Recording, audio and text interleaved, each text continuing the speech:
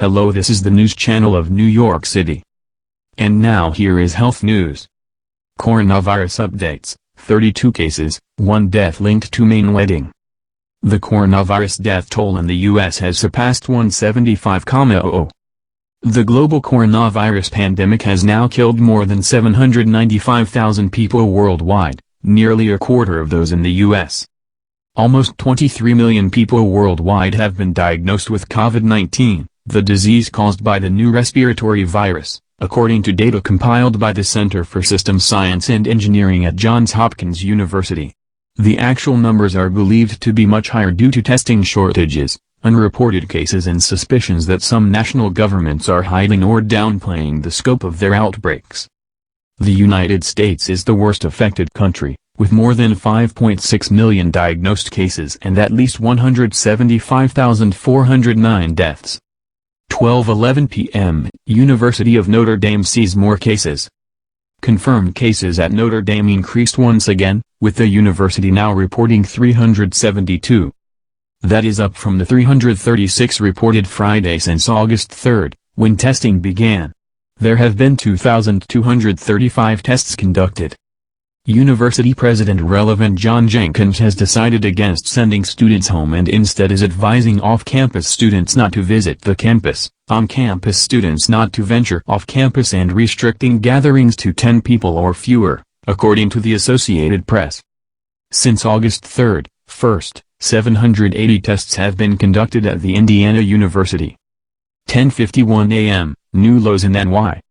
The rate of positive tests, hospitalizations and ICU patients reached new lows in New York compared with mid-March, according to Governor Andrew Cuomo.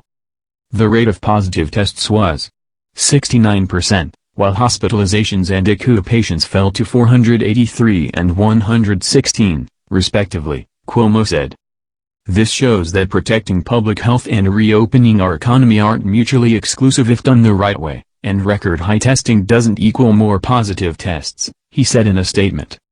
There were 4 deaths in the last 24 hours. 8:51 a.m., 51 students quarantined after positive tests at University of Miami.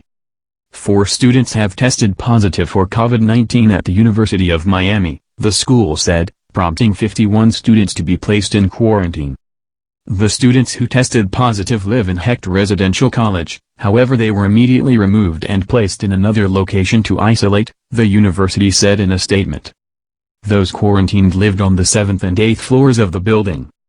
The University of Miami has taken unprecedented steps to re-engineer the campus to ensure physical distancing and create a safe environment, the school's statement read.